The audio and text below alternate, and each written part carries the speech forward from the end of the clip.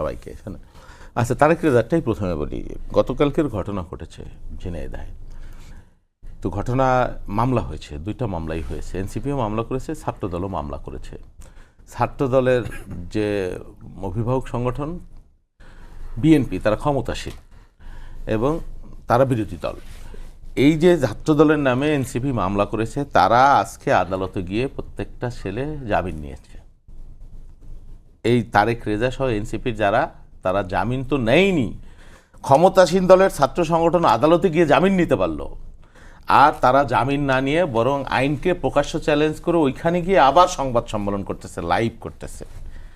মানে গণতন্ত্র কোথায় চলে গেছে যে আইন আদালত থোড়াই কেয়ার, যার যা ইচ্ছা তা বলতে পারবে, ফ্রি স্টাইলে বলতে পারবে, গালাগালি করতে পারবে, নোংরামি করতে পারবে, বিদ্বেষ করতে পারবে, মামলা করা যাবে না, ধরা যাবে না, ছোঁয়া যাবে না, বলা যাবে না কথা। রক্ত দিয়ে পেলাম শালার আজব স্বাধীনতা। এমন স্বাধীনতা পাইছি যে মা বোনের কোনো ইজ্জত নাই এই দেশে।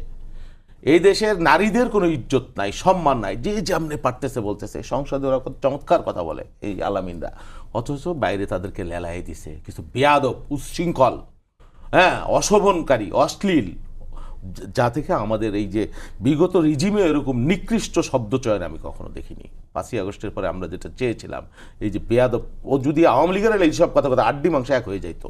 বিএনপি, মির্জা আব্বাস এবং আমাদের দল এত সংবেদন, একটা মামলা, ওর নামে একটা মামলা দিছিল কে জন্য, তাকেও দল থেকে বহিষ্কার করছে। এদের বলতে দাও। এবং এরা খুব মজা পায় এগুলো বলায়, এগুলো বলায় প্রধানমন্ত্রীর সামনে ভুয়া ভুয়া স্লোগান দিতে পারে। বাংলাদেশের ইতিহাসে, দুনিয়ার ইতিহাসে কোথাও দেখেছেন, শুনেছেন 3 মাসের একটা সরকার? অন্য কোনো সরকার হইলে গাড়ির দ্বারে কাছে আসা তো বহুত দূরের কথা। তো স্বাধীনতার নামে তাদের অভিযোগ তো স্বাধীনতার নামে, তারপর তো তাদের অভিযোগ যে বাক স্বাধীনতা নেই। বাক স্বাধীনতা, শোনেন, আপনিও ছড়ি ঘুরাইতে পারবেন, এখানে বসে বসে ঘুরাইতে পারবেন, ওইটা আপনার স্বাধীনতা। কিন্তু আমার নাকের আগ পর্যন্ত আপনার স্বাধীনতা সীমাবদ্ধ, এটা আপনাকে মনে রাখতে হবে। যেখানে আরও মানুষ আছে তাদের যাতে নাকে চোখে না লাগে। আপনার স্বাধীনতা পরিধি, সীমাবদ্ধতা আপনার জানার প্রয়োজন আছে। এই যে ধরেন, এই যে একটা বেয়াদব ছিল না আওয়ামী লীগের, এরা বলতো আওয়ামী লীগের মানে হাসান মাহমুদ টাহমুদ জাতীয়, ওরা কয়েকটা ছিল না? ওই শাহজাদ চৌধুরী বলছিল প্রয়াত, যে উৎকৃষ্ট বেয়াদব। তো বেয়াদবকে লালন পালন করতেছেন তো, অশোভনকারীকে লালন পালন করতেছেন তো, এইগুলো দেখবেন একদিন আপনাদেরকেই ঠোকর মারবে। এই রাজনীতি বাংলাদেশে বিলোপ হইতে হবে। এই রামিসার বিষয়, মানে সর্প হইয়া ধ্বংসন করা, ওজা হয়ে ঝাড়া। রামিসার বিষয় নিয়ে মাঠ গরম করতে চাওয়াটা হলো মূল আলাপ। ধর্ষণের বিচার না, আমি দেখবেন এনসিপির কয়েকজন, সারোয়ার তুষার, সার্জিস টার্জিস কয়েকজন লিখছে প্রধানমন্ত্রীর এই ঘোষণায় তারা হতাশ, আইন নাকি সব শেষ হয়ে গেছে। আরে ভাই, বিচারের আপনি সারা জাতীয় ঐক্যবদ্ধ, কখনো কখনো দৃষ্টান্তমূলক একটা ঘটনার মধ্যে দিয়ে,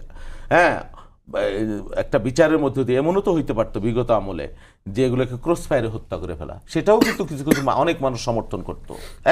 কিন্তু একটা বিচারিক প্রক্রিয়ার মধ্যে দিয়ে দ্রুত হচ্ছে, বিশেষ উদ্যোগ নিচ্ছে বাংলাদেশে হাজার হাজার মামলা। এখানে আমি একটু আপনাকে একটু অ্যাড করি, সেটা হচ্ছে যখন একটা আলোচনায় আসলো যে তাকে প্রকাশ্যে হত্যা করার একটা ঘোষণা আসলো, তখন স্বরাষ্ট্রমন্ত্রী যখন বললেন মধ্যযুগের সময় নেয়, তখন সেটা নিয়েও কিন্তু বেশ সমালোচনা। এখন দ্রুত বিচার হচ্ছে, এইটা নিয়ে মারাত্মক সমালোচনা। আবার মধ্যযুগীয় বললেও না বললেও মানে ওই যে মেলায় যাওয়া বাচ্চার মতো, বুঝছেন? মেলায় যখন বাচ্চা যায় না, বাবারে কয় বাবা এইটা কিনো, ওইটা কিনো, এইটা খাবো, ওইটা খাবো, পাপড় কিনে দাও, কলা কিনে দাও, কলা দিয়ে কিনে দেওয়ার পরে এইটা কলা সিলে দাও, তো সিলে দেওয়ার পরে সিলে দিলে কেন, এটা আবার বুঝেই দাও, আছে না? তা আমাদের এই ভাইয়েরা এরকম আচরণ শুরু করে।